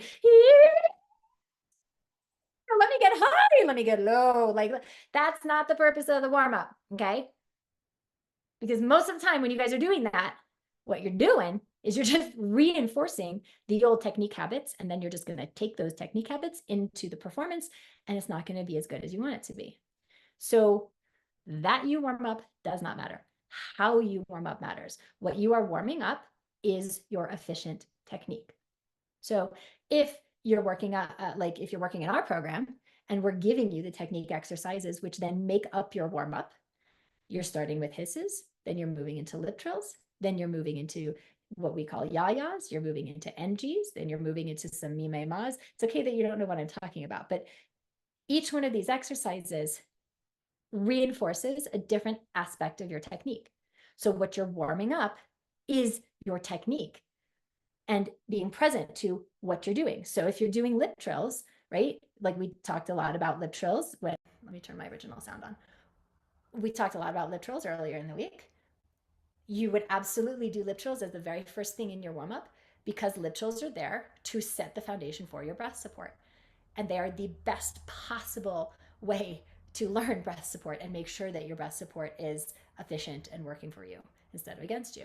So every warm up that I do starts with lip trills, because what am I doing in lip trills is I'm warming up, reinforcing the consistency of my appoggio.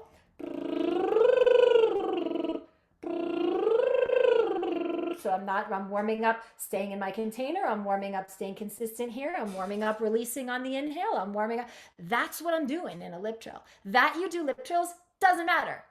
How you do them matters, right? So starting to see your warm up as the thing that's warming up your technique, not actually warming up your voice. And yeah, your voice gets warmed up in the process. Of course it does.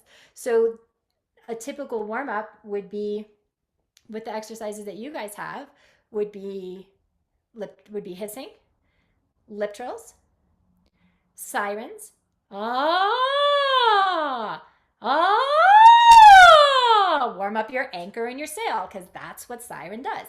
And then go into the mamo moo that you have, right? But understand what you're warming up. You're warming up your sail. You're warming up your opposition, right? Whatever exercises your individual teachers are giving you, ask them, like, what is the purpose of this? What am I supposed to be feeling in this? If you're in a voice lesson with them and they're not stopping you, well, first of all, they should be taking you through the technique exercises every lesson. And if they're not stopping you and critiquing you and helping you to be more efficient about what you're doing, if they're just blazing through these and not coaching you as you go through them, it's a waste of money, it's a waste of time. Like that is the technique. Like that's it, right? So that's, like, in my personal opinion, like if you don't have a teacher who's stopping you in your warm-ups and coaching you on what's going on in your technique, like get a different teacher, because that's where the improvement is. Because otherwise, how are you going to know when you do those warm-ups and technique exercises? Otherwise, how will you know if you're doing them right? You don't.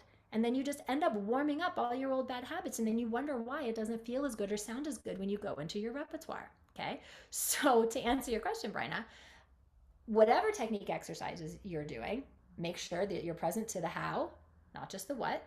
And a good warm-up's like 15 minutes. Doesn't need to be that long if it's efficient, right? And it does not depend on the kind of singing that you're doing at all. Good technique is good technique. Healthy breath support is healthy breath support. Doesn't matter. 95% of the technique is the same no matter what genre you sing. The last 5% has to do with the shape of resonance that you would be using. Opera is a slightly different shape of resonance than musical theater, than singing pop or any kind of commercial contemporary, R&B, country, whatever. But that's like the last 5%. Everything else is the same. And so it really doesn't matter what your warm-up is. Warm-up is not genre specific, in my personal opinion. There might be other people who disagree, but I don't think it's genre specific. Okay, let's see. Melissa asked a question. Yesterday, I had a gig and I felt every single moment that it was straining, squeezing, closing my airway, chest breathing, shoulder breathing. Ugh, she says, every time I learn any new skills, I get overwhelmed in my brain, and then it's like I can't do the things that I could do before I was learning the new skill. And so this leads me to the mindset of being someone who needs the education to be broken down into even smaller bits, because I don't have much of a technique leg to stand on. And then she goes, and I love you for this, Melissa, reframe. She goes, the reframe is the correct teacher for me will come to me and be perfectly patient as is required to educate me. The right teacher for me will have the ability to break things down to the smallest bite necessary and help me build proper, healthy singing techniques from the ground up. Okay, yes, Melissa, And breaking it down can be helpful, but this is really a mindset issue. It's really a mindset issue. The reason that this is happening, that you get new skills and then you get overwhelmed. So guys, overwhelm is a state of being. That's how we know this is a mindset issue. It's not that Melissa can't do the skills. It's not that she doesn't understand it intellectually. It's that that her mind is giving meaning to the moment she is in and the circumstance she is in, which is the gig, and causing her body to react in a completely different way. And then her mind, it starts lying to her, because you guys, your mind is just lies to you all the time. It's not your awareness, it's your ego mind, and starts trying to come up with excuses and tell her, I just need things to be broken down into smaller pieces. I just don't have much technique and I just need things. And yeah, breaking things down can be incredibly helpful, but that's the lie that your mind is telling you as to why you don't have what you want.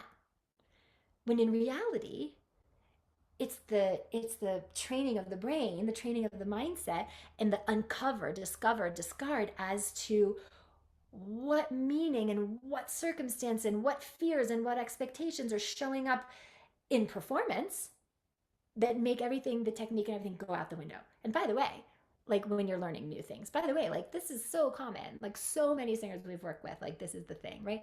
And it's like, so what stories are we telling ourselves about this? How does that what does that make us feel? How does that live in the body? And start to reframe the story, right? The story here is not that you need a different teacher. I mean, you probably do, who knows? But like the story is that you don't learn the right way. And that's just BS. It's just BS. And it's the excuse. And it's the thing that your inner critic wants to tell you as to why you don't have what you want. But in truth, like we were talking about the other day, you have everything you need. And it's just about setting a different energetic baseline for you to work from so that the new things get embodied more quickly. That's all. And so I don't want you to feel like there's make wrong here, or you're not a fast learner, or you need things broken down. It might be true, it might not be true, but we want to look at what serves. And what's going to serve is allowing ourselves to like see the what's really going on. You know what I mean? So I don't know if this is making sense to you. Melissa, is Melissa still here? She is. Is this making sense to you, Melissa?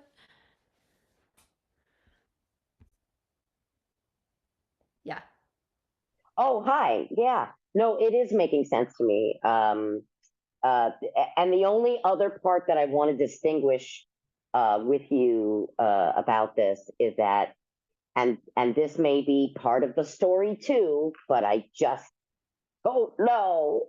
So so I've been working on the adult ADHD stuff, and I have an over focus issue that I've never taken any meds for ADHD, so I don't know how they, if they work or whatever, or if they work for me, I don't know. But it's like the way that I'm I guess processing something, and the way I'm listening, or I mean, I write everything down so I can, check it out again or what have you. But So yeah. I think that like exploring the adult ADHD stuff, like that can only lead to more interesting awareness and stuff. So like absolutely there's no reason not to get more clarity on that. But just to know that like there are tools that we can teach you specifically with how this shows up in your body and how you're relating this to singing that will slow your roll. It will slow your roll in your brain. You know what I mean? That's good. So, and regardless of, I mean, we've worked with singers who have ADHD. We've worked with singers who are on the autism spectrum. Like we've worked with singers with all kinds of neurotypical and neuro not typical. And regardless of what the actual pathology is, there are still structures and tools and awarenesses that when you have them make things better than they are. Is it going to cure your ADHD if you have it? No. Is it going to, you know what I'm saying? But like it takes everybody and kicks it up into much more efficiency and much more results, like in a faster period of time, you know? Great. Cool. Thank you. Okay, one last thing. Actually, you know what? Because I recognize we're now at the end of, so I want to announce the scholarship, and then I'm happy to stay and answer a few more questions. So, where are we here? Okay, hold on. Okay. So I just, because I'm like going out of order here, because you guys I have like a little bullets of things like I don't want to forget. So I'm like going in and out of the order here, but it's fine because I want to, for those of you who just blocked this time. Okay. So as you know, we have a huge scholarship that we're offering. It's a $5,000 scholarship, and you guys were all so deserving. And every single one of you who applied, I want you to know that I watched every video. I see you. And I literally could not decide. I did not want to decide. And this is why we do it this way. So, like, you see my hat here, right? So I don't know if you can see, but like, I put all the names in the hat. Okay. And what we do is we just pick the name out of the hat. Okay. So here we go. Okay.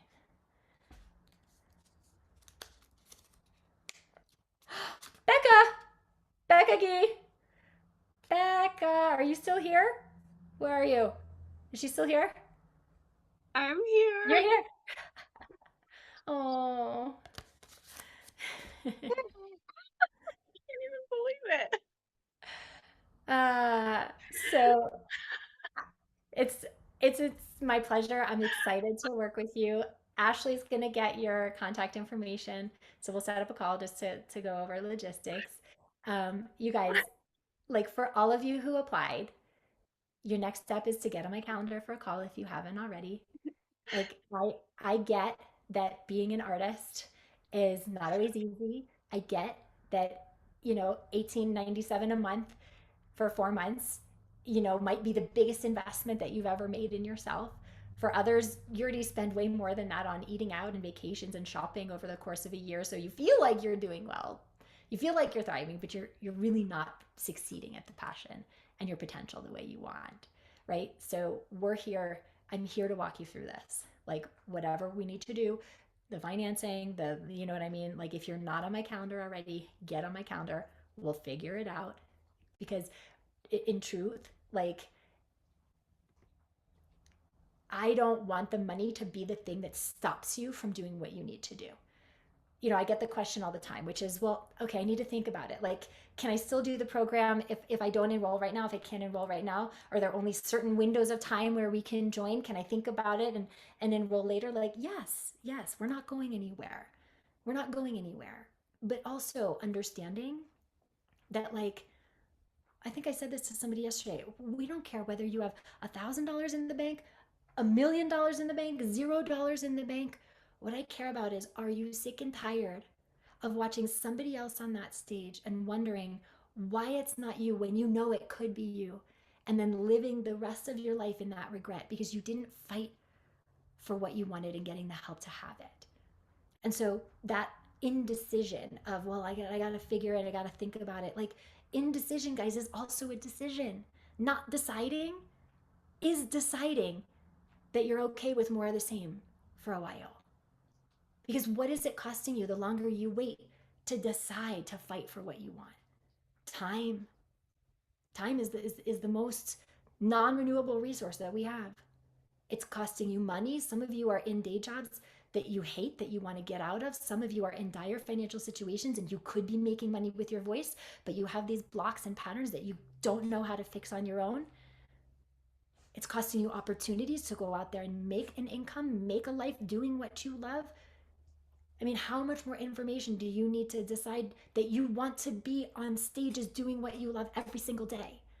So not deciding is deciding that you're okay with more of the same.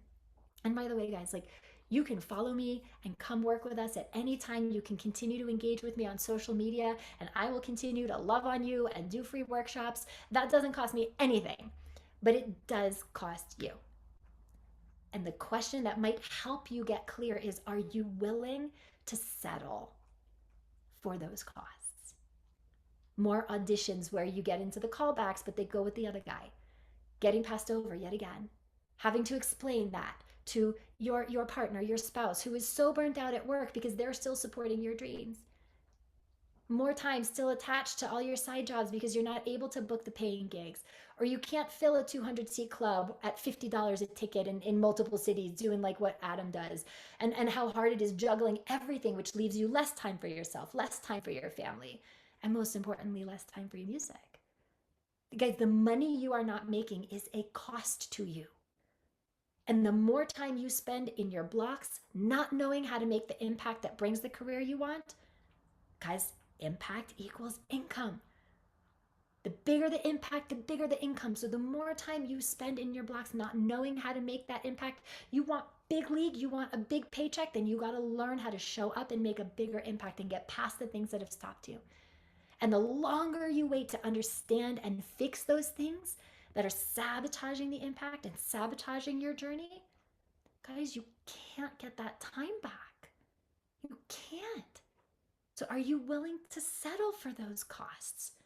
And listen, there is zero judgment from me. You're all on your own path. If the answer is yes, you're willing to settle for more of that, that's okay. And it's not the right time for you. And I will still love on you in our free group and with all my free content. But if the answer is no, and you're not willing to continue to settle for more of the same, and you want those big shifts, and you're tired of waiting for them and trying to wing it on your own, and you want results like Nyla, like Adam, like Jules, like Amy, there is no other approach that's this effective. And when you train with us, when you train with me and my team, you get that hands-on results-based approach that works with you to implement all these things. We're not just leaving you hanging in the wind. This is a long-term sustainable approach, guys. This is not the vocal fad of the day. This is not straw singing. Somebody asked me about straw singing. I will address that in a minute. Because you have a holistic 360 support system to help you embody the skill set, the mindset, and the artistry that creates unstoppable singers. Speaking of unstoppable singers, those of you who have already made the choice to fight for what you want, Harvey, Marilyn, Divey, Becca, right? You guys, the only difference between them and you is they decided that they were going to be committed to the change that they want. The commitment comes first, and then the resources show up. Okay? It's about teaching you how to unleash 100% of your potential, to trust your voice, claim your impact, audition, perform, record with power, showing you how to own your voice to get equity gigs, AGMA jobs, legit management, hundreds of thousands of plays for the songs you release, booking representation, film and TV licensing, opening tour slots. Like, these are the things, guys, that put you on big stages. These are the things that pay an average of 6, 7, 8, 9K a month to start. Okay? But it's more than that. It's a new life doing what you love at the highest level. And it's a whole lot better than watching your dream fade into the rearview mirror more and more and more every day, because you can't land those opportunities you want, and you don't even feel confident enough to go after them. You guys, my dog is like agreeing with me. Every time I say something, he goes. So we're going to show you how to change this. And you guys, this is way less than a semester at Berkeley or Juilliard. Like, that's 4 years of your time. $30,000 a semester. $120,000 for the degree. And like I said, they don't teach this. Trust me. I have 2 very fancy conservatory degrees. They don't teach this. And I don't know about you, but if I'm going to spend my time and my hard-earned money, I'm going to invest it in the things that make the biggest difference, that get me the biggest result in the shortest amount of time, because in the long run, that saves me money. And let me tell you, like, I have done it the other way.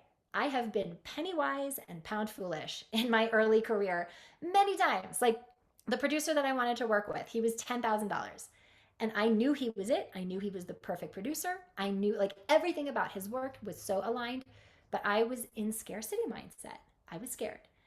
And I went with the more reasonable option, a producer who would do the whole project for half, for $5,000.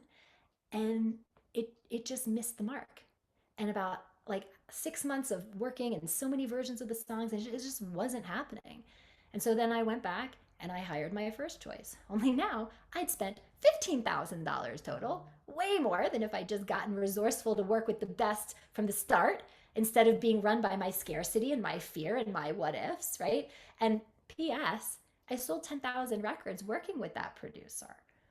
And so think about it. Like, I share this with you because if you continue to spend money on traditional training that hasn't been working for you, it feels like less money because your brain is like, oh, only $150 a lesson. But think about it. Like, how long have you been with your teachers? 2 years? 3 years? In that case, you've already spent $9,000 already, but you're still not breaking through and you're still not doing what you want. And that is costing you way more than the discounted 7K investment to our program, because now you've lost 2 years. And that loss of time is way more expensive. How many opportunities did you miss or not put yourself out there for, or couldn't land because you weren't singing in a way that could get you there in the last 2 years? How much money have you lost because those big shows, those gigs, those opportunities were going to other singers who were able to land them? And I know, guys, I know it can be scary to invest and commit to a new way of training because you're thinking, will it work for me? And like I was talking about earlier on, all of that fear comes shooting in because what you really want is certainty. What you really want is that certainty, which I can appreciate because that's what's been getting in your way, all the ways in which your voice is not quite there for you and your mindset is not there for you, and creating all the uncertainty that promotes, which is why you haven't been getting where you want to go. And so I can tell what most of you really want is certainty. But that's exactly what we're here to fix. Because you can work on your singing until the cows come home, but until we shift the mindset and build that certainty, like we said, like you'll stay where you are. And I don't want that for you. Like, you guys are too talented, you're too passionate, and you're in that small place that if you stay there just leads to regret. Because think of the consequences of not changing things up. More birthdays celebrated with, oh my God, another year has passed and I still have my crappy side job. What am I doing here? Because I don't have singing gigs that pay me enough. Another year of like major self-doubt, going through, like Becca was talking about, yet another audition season or releasing yet another EP to disappointing results. And that dread of going to like Thanksgiving dinner with your family and they're like, hey, how's the music going? And that like immediate feeling of failure and less than when there's nothing new or impressive that you got going on. And then that heartache of having to watch other singers at the same level get the gigs and wondering, will it ever be my turn? As you watch the clock continue to click. And all the New Year's resolutions vowing, this year will be different. This year I will finally break through. And I know what you're thinking. Arden, if I had the investment, I would totally do it, but you can't get blood from a stone. And I appreciate you. I really do. I really appreciate you. And there's always a way for the committed. If you are sick and tired of struggling, get resourceful. Jules did it. Nyla did it. Amy did it. Every single person who's come in to do this work has had some challenge, but the dream was bigger than the fear. If the dream is bigger than the fear, then you find a way. Get connected to what you want and why you are doing this. And this, by the this, I don't mean doing the intensive program. I mean being able to go out there and make a life out of your gifts in the way that you see fit, that you want, that is your vision. There are GoFundMe campaigns. We have singers who have done Kickstarter and GoFundMe campaigns. I was saying to somebody the other day, look in your closet, look in your attic, in your garage. What do you have that you can sell on Craigslist or eBay? That piece it all together. I had a singer who was divorced. This is one of my favorite resourcefulness stories. She was divorced and she really needed work if she was going to succeed. And she'd forgotten that she had her old engagement ring. And she was like, oh my gosh. And she remembered, it was like sitting in her jewelry box collecting dust. She sold the engagement ring, came into the program, and did her equity tour a couple of years ago. Her name is Liz. Like, you know, This is possible, guys. But you got to get out of the mindset of why you can't and start getting into the mindset of what can I do so that I can. GoFundMe, Kickstarter, Craigslist, eBay, get a 0% interest credit card. NerdWallet, I'm putting this in the chat because I know you guys are going to want this. This is the link to 0% interest credit card options that are out there right now for the month of August. So if you're wondering what is a 0% interest credit card, the banks, they want you to go with them. They want you to choose their card. So they do intro offers. So 0% interest on all new purchases for the first 15 months or 18 months or 24 months. Guys, Wells Fargo has a card right now that's 21 months, no interest. If you can qualify for that card, that's a no-brainer. You slap the 7K on it, you have 21 months. That's almost 2 years to be able to pay it off without interest. It comes out to like $300 a month. That's a no-brainer. But you got to start thinking creatively. Think out of the box. So for those of you who are thinking like, okay, I just need, how can I figure it out? Stay with that energy, okay? Look in NerdWallet. Another thing that we have is SoFi does personal financing for the singers in our program. This is a loan. It is a personal loan. Go see if you can qualify. It is not a hard pull on your credit, which means that your credit score is not affected to see what you can qualify for. So find out, okay? Like, we have flexible payment options, the $18.97 a month for 4 months. There's no interest associated with that, okay? Like, so your next step, guys, is to go to the link and see what payment plans and financing options are available to you. Look in NerdWallet, look in SoFi, go on our intensive page that I just gave you. See, there's PayPal financing on there. They do no interest for 6 months on those who qualify. They also will give you payment plans over the course of 1 year, 2 years, 3 years, depending on the rate and the term that you qualify. There is always a way for the committed. And I want to empower you, light a firecracker under your you-know-what, that if you need this change and you want our help to do it, these are some really great resources. Or if you're on the fence and you have some lingering questions, whether it's on alternative ways to parse out the tuition, timing questions, questions to make sure that this is the right fit for you, book a call with me. We will decide together if this is the best fit to reach your goals. Let me help you kind of, share with you what other singers have done. And if you know you want in and you know you want to enroll, then your next step is to go to that link that I put the Arden Kaywin Vocal Studio /intensive checkout. And we have all the program details very simply laid out, and pick the tuition plan that works with you, because remember, you guys are getting $2,000 off the tuition, and that's until tonight, like the end of tonight. Either you take care of your enrollment tonight, or if you already have a discovery call on the books with me, you schedule that today and you decide to enroll, I will extend the discount to you by the end of the week. So as you know, like that tuition discount, our normal program is normally $9K. So if you want the discount, take care of your enrollment tonight, or get on my calendar for a quick discovery call. We'll see if it makes sense for you.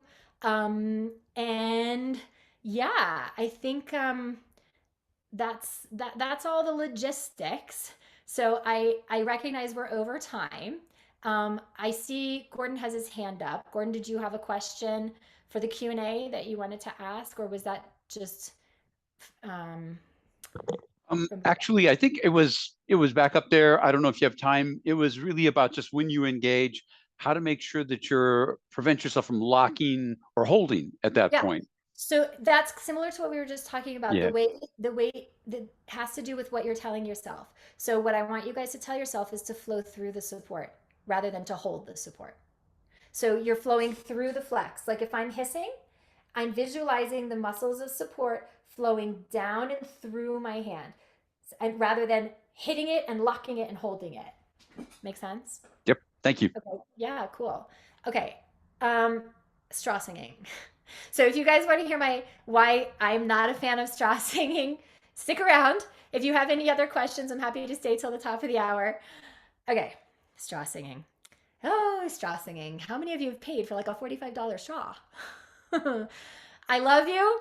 And look, it's not going to hurt you. It's not going to hurt you. But here's why I don't like straw singing. Because it's a Band-Aid on a mosquito bite. It doesn't address the real problem. So what a straw does so for those of you who aren't like familiar with straw singing, you take a straw, like just like a drinking straw, and you put it in your mouth, and then you phonate with it in your mouth. You know, you're doing your melody of whatever your exercises are, but you got the straw in your mouth. So here's how the straw works. So we have what's called the subglottal pressure, which is the pressure that goes underneath the vocal cords that like is created by the velocity and volume of air coming up underneath the cords. And we also have what's called supraglottal pressure, which is once the air passes through the cords, how it kind of like spins inside the mouth. And the exact right sort of vibration and oscillation and rate of vibration of the vocal cords is created by the exact right subglottal and supraglottal pressure. Singers who get vocally fatigued, singers who have a lot of tension, strain, it is because it's way too much pressure, either either subglottal or supraglottal, too much pressure. What the straw does is it forces you into the exact right amount of subglottal and supraglottal pressure because it's a tiny little hole. And so if you're trying to move too much air, the straw will fly out your mouth. And so it externally creates that circumstance where the muscles can relax while you phonate, because it externally creates the circumstances for the internal exact right subglottal and supraglottal pressure. And the pressure is created by the amount of air that you're moving up through those cords. The reason why it's a band-aid on a mosquito bite, like you get that, right? Like it makes you feel like you're doing something, but it doesn't address the real problem, is that it doesn't teach singers how to create that without the straw. So you get relief when you're using the straw. And again, if you guys like the straw, like it's not going to do anything bad for you. It's not going to harm you, right?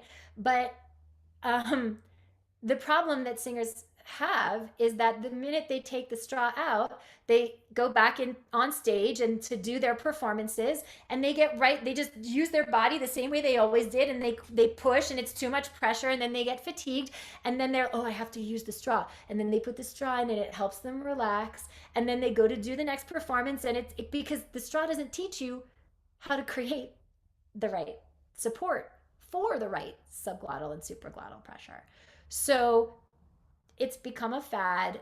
It is helpful in the sense that like when you put the straw in, everything does relax. But the problem is when you don't have the straw in, you don't know how to create that, because nobody's teaching you the actual how to use your body and the support to create that. So if you have paid for a $40 straw that they literally is like I mean, I love you if you did it, like okay, but like you can use your straw, but just know that it's not addressing the real problem. And that's the problem that I have with it, is that singers then get attached to the straw. The only way that they know how to do it is with the straw, and then they feel like they need to use the straw every single time, and it just doesn't teach them how to create it in their body without it. You just end up reinforcing all the old things when you take the straw out, because nobody's showing you what's happening when you're using the straw and how to create those same circumstances in your body when you take the straw out. So that's my diatribe about straw singing. Okay, guys. Let's see, Stephen, I understand the concept of flex versus contract, but I wanted to ask if our stomach should be coming in during breath support. Okay, so Stephen, if your stomach is coming in, are you contracting or are you flexing? Are you there? You can unmute, Stephen, if you're able to. Let's see. Hi, can you hear me? Hey, yeah, I can hear you. Okay. So if your stomach is coming in, is your stomach contracting or is your stomach flexing? I know you mean contracting, but I mean like as we breathe out, as the breath support goes is carried out, will the stomach slowly come in as it happens, or does it stay kind of fixed? I'm not really. Okay. So I just want to first make sure that you understand the distinction. If your stomach is coming in, you're contracting. That's a contraction. If my stomach goes like this, so if I'm flexing, And I'm not focused on my stomach. I really don't want us to use the idea of stomach because it's not what's happening here. It's what's happening all around it. So I'm going to say if the muscles of the container of the support go from flex and then they start to come in, now what happens? Just think about the physiology. If these muscles start to close in, what do they do to the diaphragm? It pushes the diaphragm up, and now that diaphragm is no longer supported to stay low. Okay, so as you go through your phrase, you want to be continually telling your body to lean and gently flow through that flex down and out through the entire phrase. You cannot tell your body anything different because here's what actually happens in your body. Even though you're telling your body to flow through that support and stay nice and flexed. So these muscles of support are continuing to go this way, not this way, okay? When you are about 70% of the way through your air, your body will naturally start to come in a little bit, okay? But we want to resist that so that it only happens just a little bit and it doesn't end up being this whole like massive collapse and contract. Okay. So if you tell yourself, well, I'm going to allow my body to contract, then you do, and you will, and it happens too early and it happens too much. And then you're out of breath and you're tense and you're airy and all the things that we don't want. Okay. So even though we understand that the body will gently fold in, what we want to tell ourselves is we want to resist that throughout the whole thing as long as possible. And even with that flow through and even with that resistance, it will still happen a little bit. But we don't want to give in to it because then it starts to happen too early and too much. Make sense? Yeah. Wait, so there is a gentle kind of flowing in during the process, or does that come at the end of the breath support? End. Like, yeah, when you're about 60 to 70% of the way through your air. Okay. Yeah. But that we want to resist that. We want to delay that as long as possible. And if it's a short phrase, you're not going to feel that at all. Okay, awesome. Thank you. Thank you for Yeah. clearing that up. Yeah, of course, of course. Okay, guys, let's see. I think I'm just looking back in the chat if there was anything. Okay, well, hopefully I answered all your questions. If anything new comes up, put it in the Facebook group. Like, you know, let me know if you're experimenting with whatever in the mindset or whatever in the technique, and you're like, Arden, what about this? Just, you know, put it in the chat. But most of the time, your question has probably already been answered. Just go back through the recordings from the last week. Thank you guys for showing up. I am super grateful that I get to be the guide for you guys and help you to understand that there is a way to do this that feels better, that sounds better, and that empowers you into everything that you really want. Get on my phone for a discovery call if the training program is aligned for you and you just have some lingering questions. If you're Becca, get on my phone so that we can do your onboarding call. If you want to get the $2,000 discount, take care of your enrollment by tonight, or at least get on my discovery call, get on my phone, and we'll parse it out. Okay, guys, so wonderful being able to spend this time with you. Go enjoy the rest of your Sunday. And from my heart to your heart, go fight for what you want, and you can have it. Okay, guys. Bye, everybody.